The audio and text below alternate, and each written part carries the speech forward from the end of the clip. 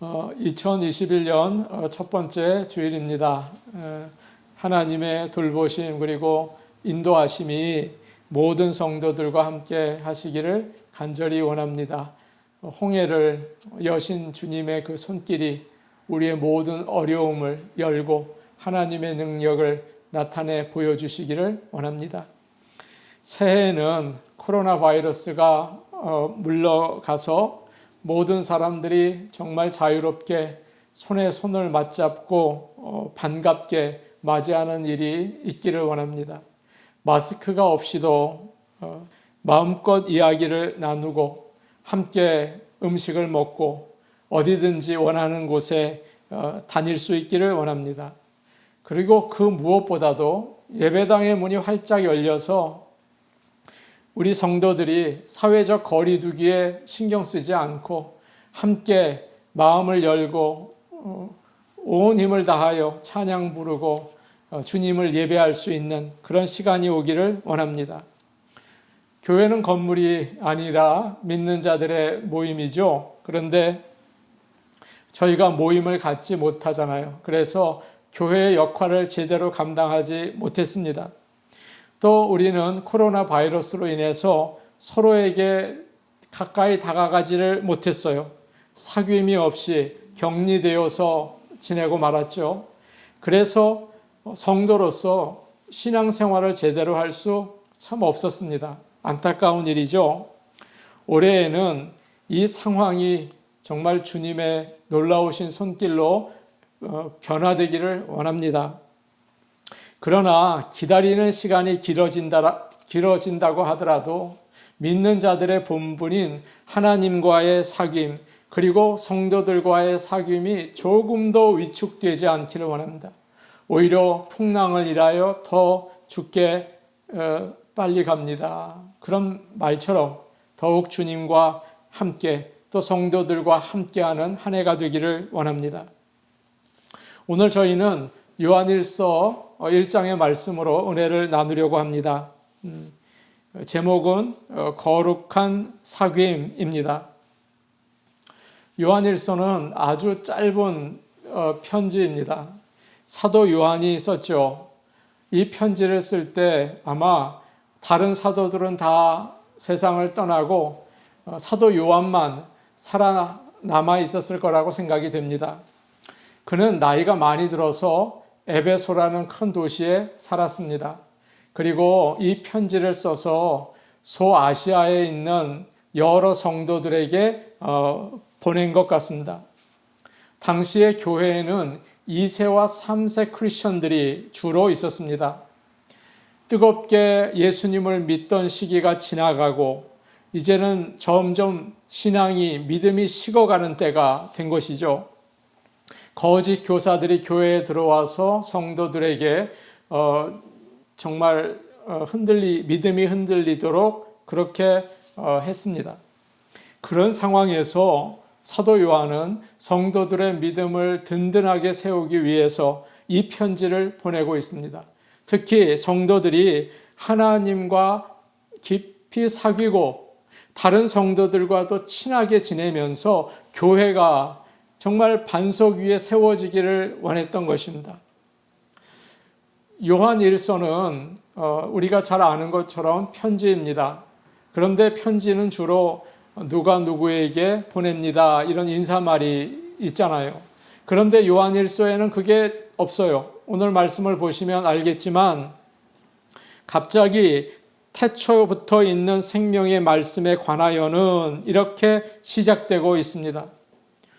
사도 요한은 처음부터 예수님이 누구인지를 소개하고 있는 거예요. 요한은 예수 그리스도를 태초부터 있는 생명의 말씀이라고, 참 어렵죠. 그렇게 소개를 하고 있습니다. 예수님은 태초부터 계셨다는 거예요. 하나님께서 세상을 창조하기 훨씬 전, 영원 전부터 하나님과 함께 계셨다. 예수님은 그 정도로 놀라우신 분이다, 하나님이시다 라는 것을 선포하고 편지를 시작하고 있는 것이죠. 그 하나님께서 이 땅에 사람의 몸을 입고 오신 거예요. 사람들과 함께 지내신 거예요. 여러분, 우리가 이 말씀을 너무 익숙해가지고 감격적이거나 놀라지 않는 그런 잘못을 범하지는 않습니까? 이게 참 대단한 일 아닙니까? 그래서 예수 그리스도를 통해서 사람들은 하나님의 음성을 들었고 하나님의 모습을 보았고 하나님의 몸을 터치했던 거죠. 그래서 사도 요한은 1절에서 이렇게 표현하고 있습니다. 1절 말씀인데 우리 같이 볼까요? 1절입니다. 시작. 태초부터 있는 생명의 말씀에 관하여는 우리가 들은 바요, 눈으로 본 바요, 자세히 보고 우리 손으로 만진 바라. 아멘. 왜 이렇게 귀로 듣고 눈으로 보고 손으로 만졌다는 사실을 강조하고 있을까요? 그 당시에는 영지주의라는 철학이 시작되기 시작했습니다. 거짓 교사들이 교회에 들어와서 그걸 가르친 거예요. 그래서 그들은 영혼을 중요하게 생각하고 육체는 더럽다고 생각을 했습니다. 그래서 그들은 말합니다. 하나님이신 예수님이 사람의 몸으로 이 땅에 오신 게 아니다. 그렇게 보이기는 하지만 사실은 사람의 몸이 아니고 그 더러운 사람의 몸이 아니고 거룩하신 영이시다. 그렇게 말했습니다. 그러자 사람들은 혼란스럽게 되었죠. 그러자 사도 요한이 그 혼란스러운 교회를 잠잠하게 합니다. 이렇게 얘기하죠. 아니다. 하나님의 아들이 몸으로 오셨고 우리 사도들이 직접 그분을 체험했다. 그렇게 말하고 있는 것입니다. 사도들은 예수님이 산에서 설교하는 그 말씀을 들었죠. 그리고 바리새인들과 서기관들을 꾸짖는 그 말씀도 들었죠. 또 사도들은 예수님이 맹인이었던 바돌로메의 눈을 뜨게 하는 것을 보았죠. 물을 포도주로 바꾸시는 것도 보았습니다. 또 예수님은 사도들의 발을 손으로 터치해 주셔서 씻어 주셨습니다. 베드로가 갈릴리 호수에서 풍랑 가운데 빠져 죽어가고 있을 때 예수님께서는 손으로 그의 손을 잡아주셨습니다. 요한은 마지막 식사 때 예수님의 품에 기대어 있었죠. 이렇게 사도들은 정말 눈과 귀와 손으로 주님을 체험했어요. 이렇게 예수님은 하나님이신데 사람의 몸이 되셔서 우리 가까이 오셨어요. 우리가 보고 만지고 들을 수 있게 해주셨죠. 그래서 예수님을 통해서 우리는 하나님과 사귈 수 있게 되었습니다.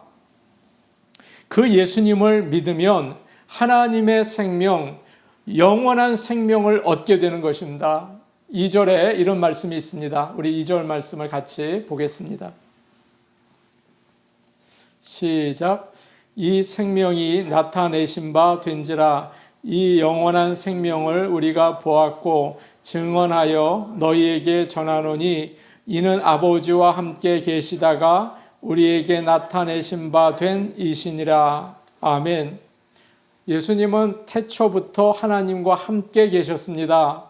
그리고 이 땅에 오셔서도 하나님과 가까이 사귀시면서 영원한 생명을 우리에게 보여주셨죠. 어느 청년이 신학교에 들어가려고 입학 시험을 보았습니다. 그런데 이런 질문이 있었어요. 영생이 무엇인가? 그는 자신 있게 이렇게 대답을 했습니다.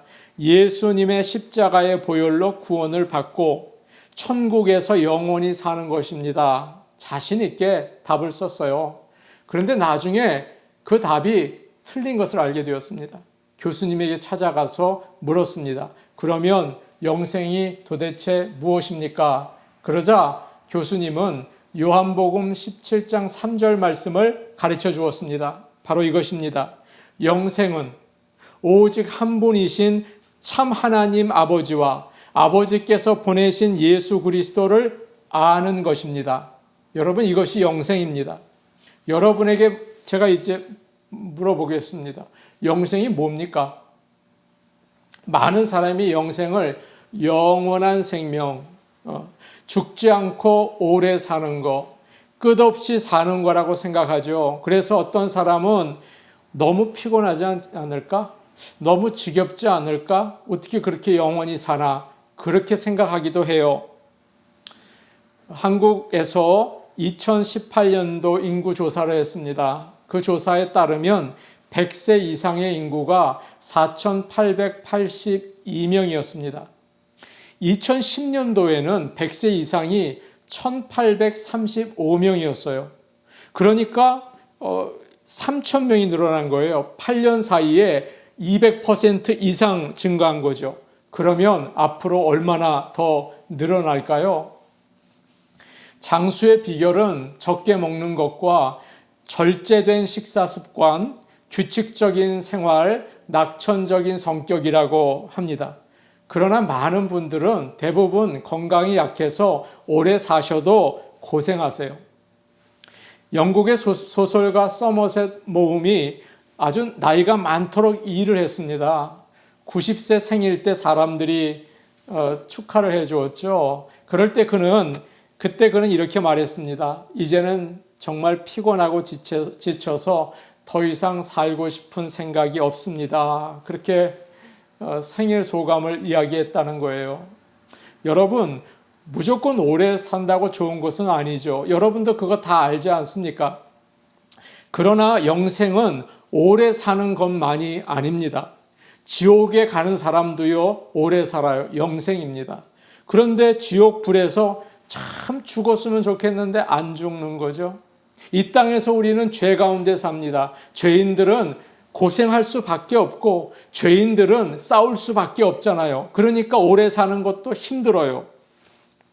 그러나 영생은 지금 우리가 사는 인생이 길어지는 게 아니라 전혀 다른 하나님의 생명을 얻는 것입니다. 이것을 영원한 생명, 예수 그리스도가 하나님과 가까이 사귀면서 보여준 생명인 것입니다. 요한은 영생을 오직 한 분이신 참 하나님과 그가 보내신 예수 그리스도를 아는 거라고 요한복음 17장 3절에서 말하고 있죠. 여기서 안다는 것은 아주 특별한 단어예요. 지식으로 아는 게 아닙니다. 우리는 이런 말을 하죠. 나는 트럼프 대통령 잘 알아. 뉴스로도 알고 또 신문에서도 알고 잘 알아. 그러나 사실 알지 못하잖아요. 만난 적도 없고 얘기를 나눈 적도 없고 커피를 마신 적도 없습니다. 그래서 여기서 안다는 것은 요한복음 17장 3절에서 하나님과 그가 보내신 예수 그리스도를 안다는 말은 함께 친하게 지내는 것입니다. 성경에서 안다는 말은 남녀가 서로 가깝게 사귀다가 결혼해서 첫날 밤에 육체적인 관계를 가지는 거예요. 그것을 안다라고 얘기합니다. 그래서 아는 것은 머리로 아는 게 아니죠. 내가 한평생 매주 성경 말씀을 들었어요. 그게 아는 게 다가 아니죠. 함께 살면서 사귀는 것입니다. 그렇기 때문에 영생이라는 것은 하나님과 사귀는 것이고 하나님과 함께 사는 것입니다. 이것이 영생인 거예요. 하나님의 사랑을 맛보고 평화를 맛보고 풍성한 행복과 기쁨을 누리는 것, 이것이 영생입니다. 그렇기 때문에 영생은 이 땅에서도 경험할 수 있는 것입니다. 이 땅에서도 누리는 것입니다. 이것이 영생인 거예요. 찬송가 가사 중에 이런 내용이 있죠. 높은 산이나 거친 들이나 초막이나 궁궐이나 내 주 예수 모신 곳이 그 어디나 하늘나라. 할렐루야 찬양하세. 내 모든 죄 사함받고 주 예수와 동행하니 그 어디나 하늘나라. 이 찬송을 부르고 있으면 이 찬송을 만든 사람이 영생을 경험했다는 걸 알게 됩니다. 천국을 체험한 사람이라는 것을 알게 됩니다.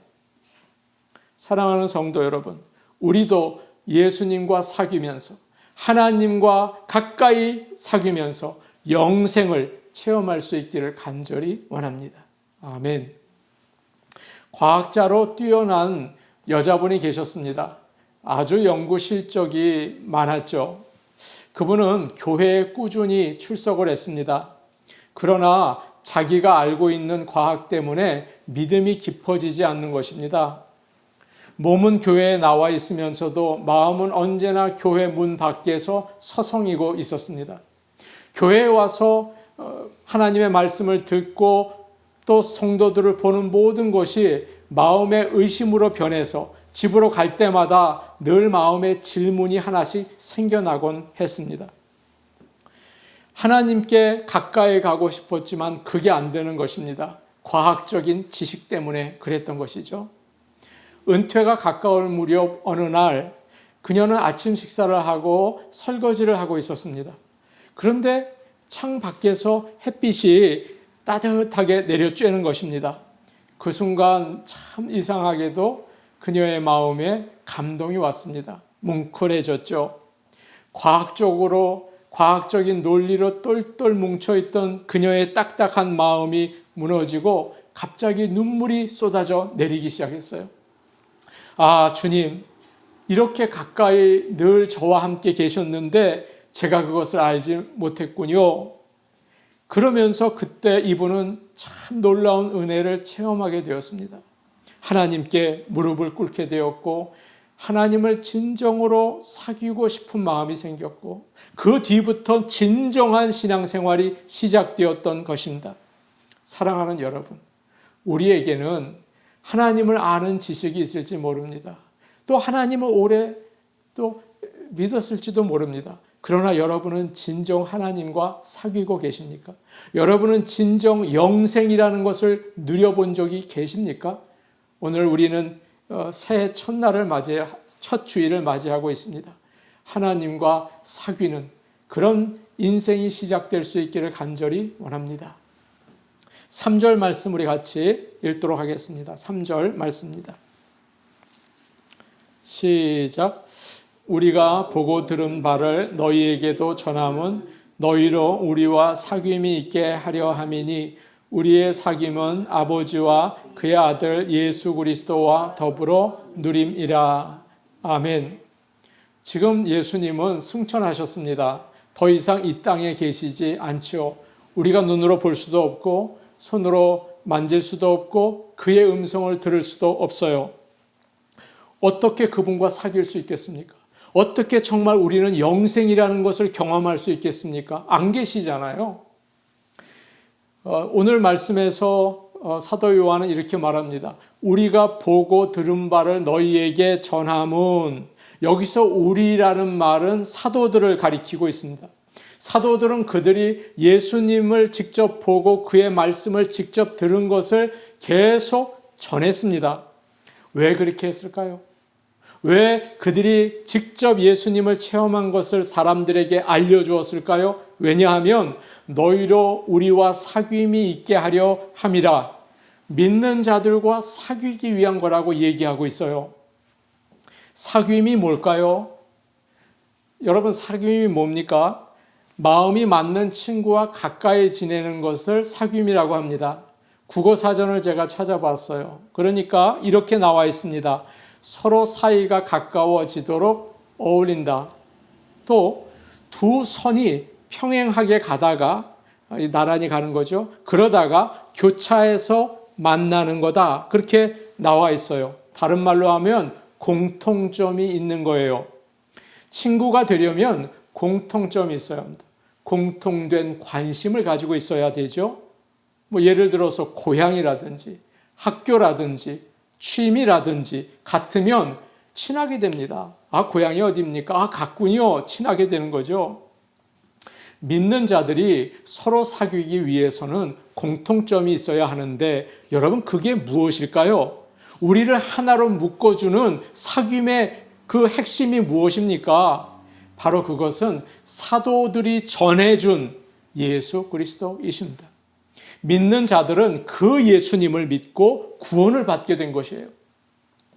우리는 2000년 전에 이 땅에 오신 예수님을 만난 적이 없고 본 적이 없고 그를 손으로 댄 적도 없고 그의 음성을 들은 적도 없습니다.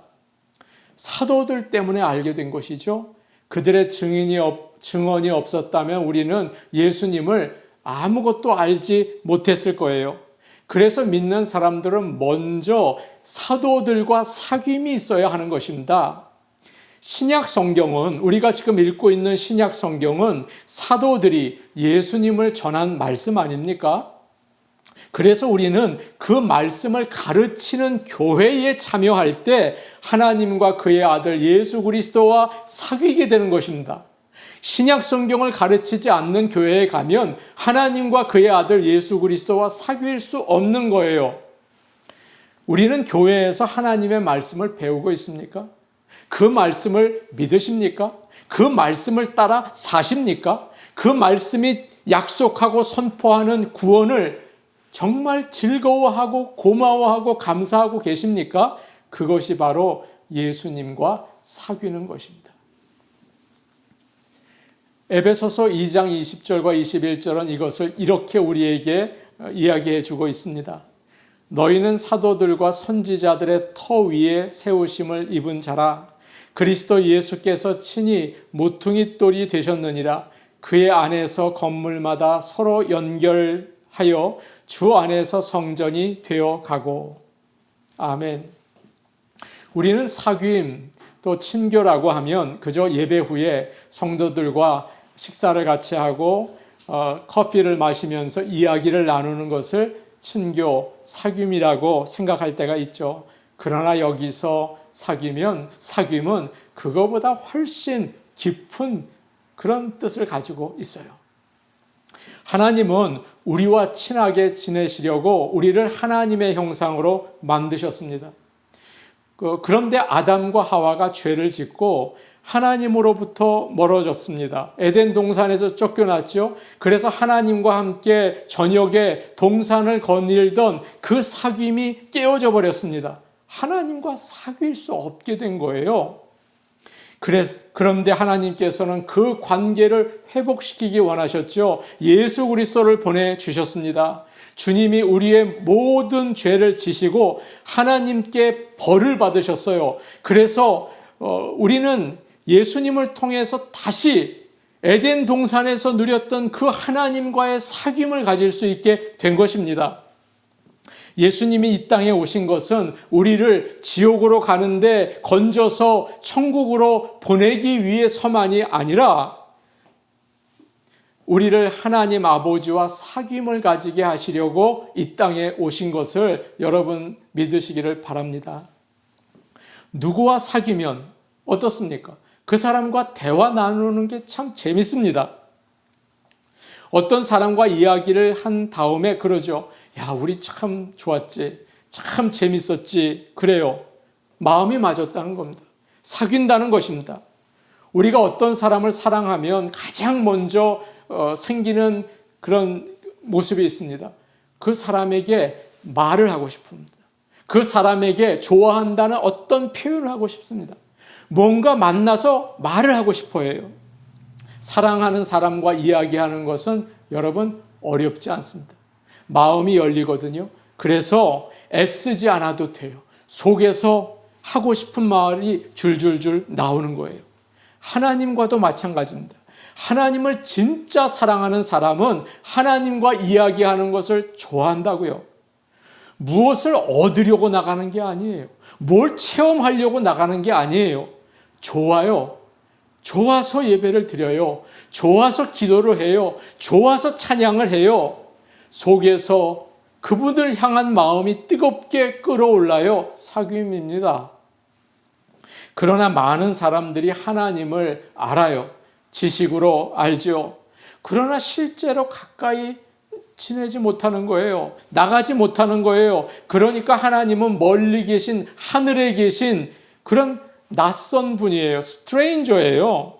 무슨 말을 하려고 해도 어색하고 불편해요. 어떤 사람은 무릎을 꿇고 기도하려고 엎드렸는데 하나님이 계시는 게 안 느껴져요. 그래서 할 이야기가 없어요. 끙끙거리다가 그만두죠.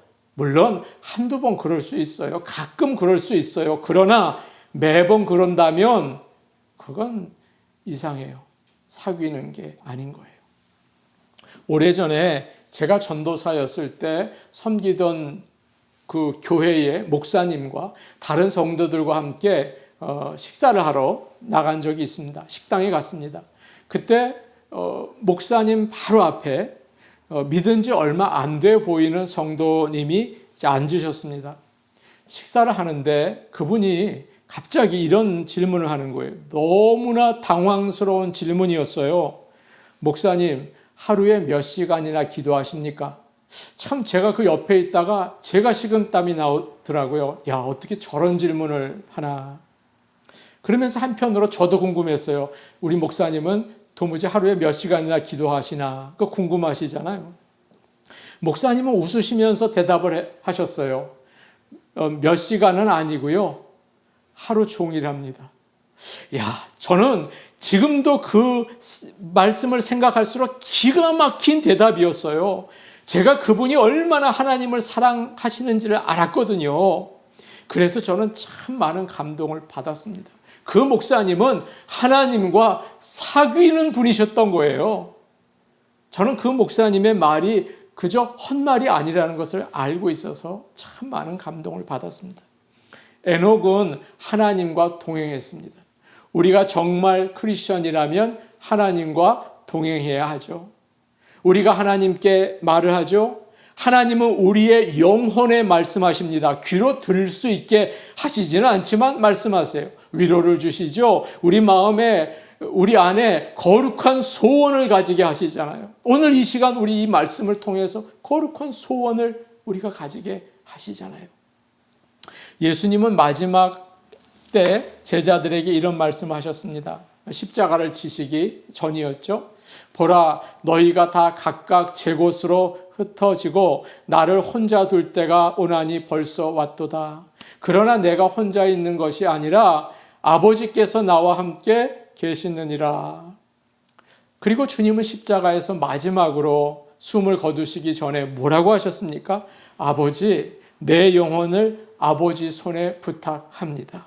참 놀라운 말씀이죠. 하나님은 예수님과 함께 계셨습니다. 예수님은 언제나 하나님과 동행하셨습니다. 믿는 자들도 그런 경험하시지 않습니까? 심지어 제가 임종 예배 갔을 때 그때도 혼자 아니시더라고요. 하나님과 함께 계시더라고요. 제가 그걸 보면서 야, 이분은 끝까지 주님 손 붙잡고 계시는구나, 그것을 느낍니다. 어떤 분이 86세 되는 아버님을 미국에 여행 오도록 초청하셨어요. 3주 동안 아버님과 함께 여행을 하고 같이 있으면서 정말 많은 것을 깨달으셨다는 거예요. 무엇보다도 놀랍고 부끄러웠던 것은 자신이 아버지를 너무도 몰랐다는 사실이었습니다. 57년 동안 나의 아버지셨어요. 그리고 가까이 늘 존경했어요. 그런데 가까이 보니까 아버지에 대해서 아는 게 별로 없었어요. 아버님의 눈동자가 한국 사람으로는 특별하게 초록빛이 난다는 것, 또 아버님이 물 마시는 것을 그렇게 싫어하신다는 것, 그런 것을 처음 알았어요. 자라면서 어머니와는 이야기를 많이 나눴는데 아버지와는 별로 말을 나눴지 않았기 때문입니다. 그저 문제가 생기면 아버지에게 혼나고 무릎 꿇고 그저 꾸중 듣는 정도였죠. 엄한 아버지셔서 그저 부딪히는 거 피하면서 살아왔어요. 나이가 들어서 아버님에게 효도를 하겠다고 했지만 그것은 자기 생각이었던 거예요. 자기 중심으로 한 것이지 제대로 효도를 한 것도 아니었어요. 우리의 믿음도 그렇습니다. 나는 하나님을 잘 안다라고 생각할지 몰라요. 내가 얼마나 하나님 말씀을 많이 들었는데 주일마다 빠짐없이 예배를 드렸지, 하나님을 높인다고 나의 주라고 말했지, 문제가 생길 때마다 하나님을 내가 찾았지, 그런데 그분에 대해서 얼마나 알고 계십니까? 그렇기 때문에 하나님 마음을 아프게 한 적이 얼마나 많이 있습니까? 내가 하나님을 잘 모르니까, 하나님께 여쭤본 적이 별로 없으니까 얼마나 많은 잘못을 하며 하나님 마음을 아프게 한 적이 많습니까? 나는 정말 하나님께 가까이 가서 그분과 사귀려고 하고 있습니까? 나는 입술을 열어서 하나님께 나의 마음을 전한 적이 있습니까? 그분을 알아가시고 계십니까? 그분과 더 가까이 하려고, 그분을 사귀려고 애쓰시는 저와 여러분이 되기를 원합니다. 오늘 말씀 4절을 보면 이런 표현이 있죠. 우리 4절 말씀 우리 같이 한번 보겠습니다. 시작. 우리가 이것을 쓰면 우리의 기쁨이 충만하게 하려 함이라. 여러분, 서로 사귀면 어떻습니까? 기쁘죠? 서로 기뻐요. 그 사람도 기쁘고 나도 기뻐요. 우리가 외롭고 피곤하고 힘들죠. 이유가 뭡니까? 돈이 조금 부족해서입니까? 돈이 많으면 그 다 해결이 되는 겁니까? 환경이 어렵기 때문입니까? 다른 사람이 나를 알아주지 않기 때문입니까? 알아주면 좀 나아집니까? 우리에게 기쁨이 없는 것은 하나님과 사귀지 못하기 때문입니다. 성도들과 친밀한 사귐이 없기 때문입니다. 우리는 코로나 바이러스로 참 고통스럽고 너무나 힘들고 답답한 한 해를 보냈습니다. 그러나 하나님께서는 우리의 잘못을 돌아보게 하시고 회개하게 하셨습니다. 얼마나 감사한지 모르겠어요. 올해 우리 교회의 표어를 하나님께 가까이, 성도들과 친밀하게라고 정했습니다. 여러분, 새로운 마음을 가지시고 이전에 우리가 머리로만 하나님을 알았다면 하나님과 사귀시기 바랍니다. 그리고 그 사랑을 힘입어서 성도들을 형제 자매로 친밀하게 대하시길 바랍니다. 그때 우리는 영생을 누리게 되는 것입니다. 그때 천국이 이곳에서 시작이 되는 것입니다.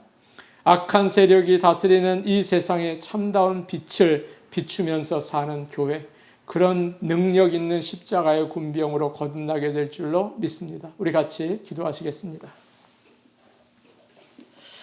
오늘 오신 아버지 하나님, 하나님께서 태초부터 계셨던 예수님을 이 땅에 보내주셨습니다.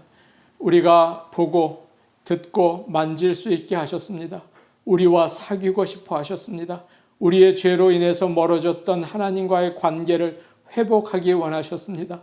아버지 하나님도 그렇게 애를 쓰시고 십자가에 달리시기까지 했는데 우리는 어떻게 지내고 있습니까? 아버지 하나님, 주님께 가까이 나가기를 원합니다. 아버지, 예수님이 늘 하나님과 동행하셨던 것처럼, 에녹이 하나님과 동행하셨던 것처럼 아버지, 우리도 주님과 함께 사귀며 살기를 원합니다. 우리에게 믿음 주시고 우리에게 성령의 인도하심을 허락하여 주시옵소서. 이제 2021년도에는 더욱 하나님께 가까이 나가고 또 성도들을 친밀하게 대하는 그런 거룩한 사귐의 공동체가 되기를 원합니다. 주님께서 은혜 허락하여 주옵소서. 예수님의 이름으로 기도하옵나이다. 아멘.